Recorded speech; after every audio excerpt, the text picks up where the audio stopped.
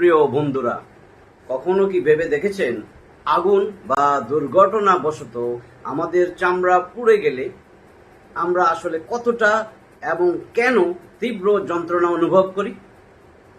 সেই ব্যথা আসলে কোথায় তৈরি হয়? মাংসে, হাড়ে, নাকি শুধু চামড়ায়?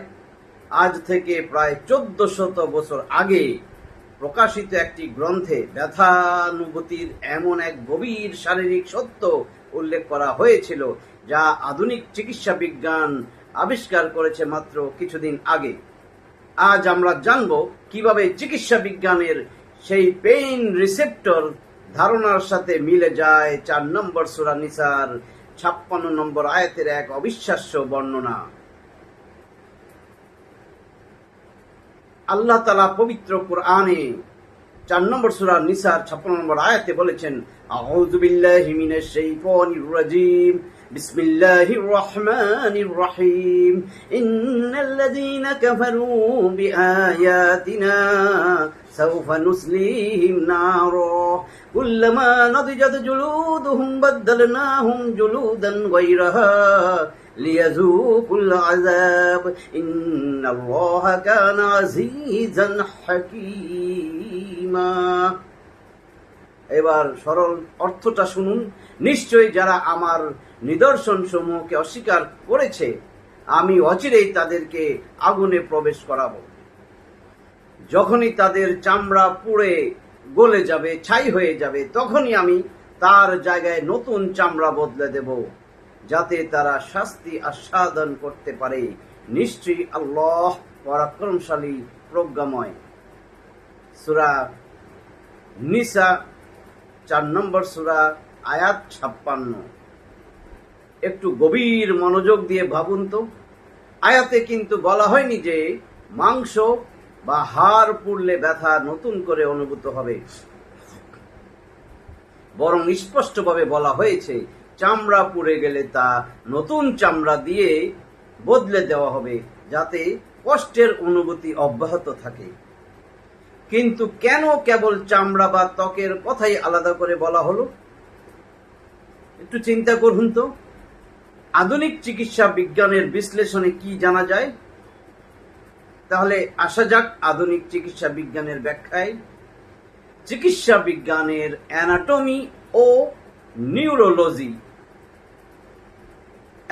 নিউরোলজিক্যাল সায়েন্স অনুযায়ী আমাদের পুরো শরীরের ব্যথা অনুভূতির প্রধান মূল কেন্দ্র কিন্তু আমাদের এই স্কিন বা ত্বক বা চামড়া যাই বলেন, ত্বকের একদম বাইরের স্তর যেটাকে আমরা বলি ইপিডার্মিস, আর ভিতরের স্তর যেটাকে বলি ডার্মিস।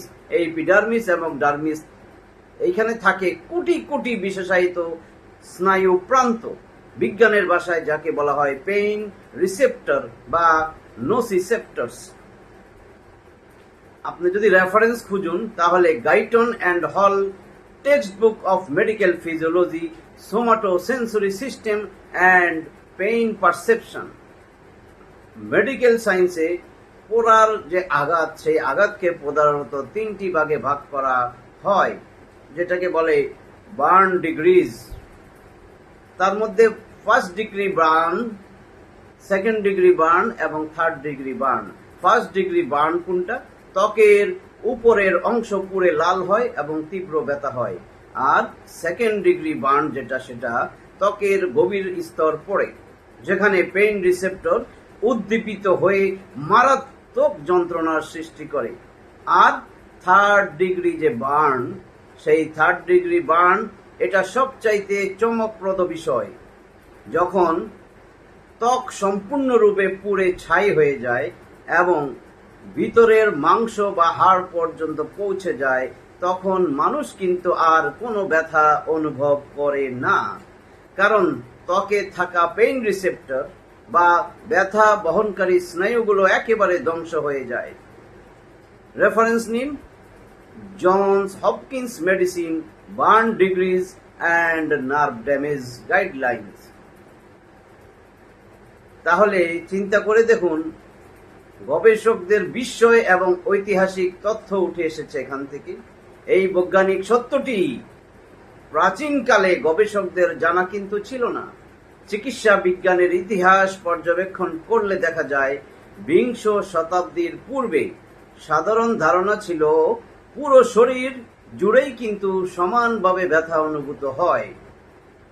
থাইল্যান্ডের চিয়াংমাই ইউনিভার্সিটির অ্যানাটমি বিভাগের তৎকালীন প্রধান প্রফেসর তাজাতাত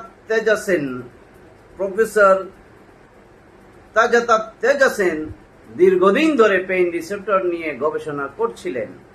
যখন তাকে সূরা নিসার এই 56 নম্বর আয়াতটি দেখানো হয়, তিনি অবাক হয়ে যান।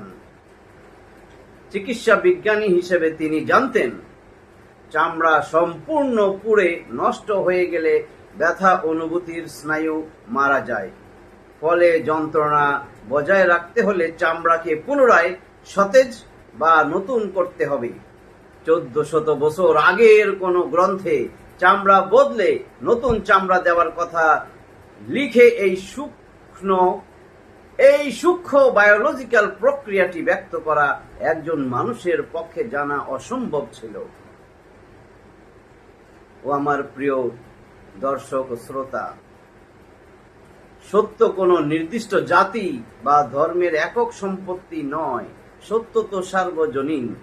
আজ বিজ্ঞান যখন উন্নত প্রযুক্তির মাধ্যমে আমাদের শরীরের প্রতিটি স্নায়ুর ক্রিয়াকলাপ অনুবীক্ষণ যন্ত্রে উন্মোচন করছে, তখন তা শতাব্দীর পর শতাব্দী ধরে টিকে থাকা প্রাচীন বাণীর সাথে এভাবে হুবহু মিলে যাওয়া সত্যি অনুসন্ধিৎসু যে কোনো মানুষকে ভাবিয়ে তোলে। আপনার কি মতামত?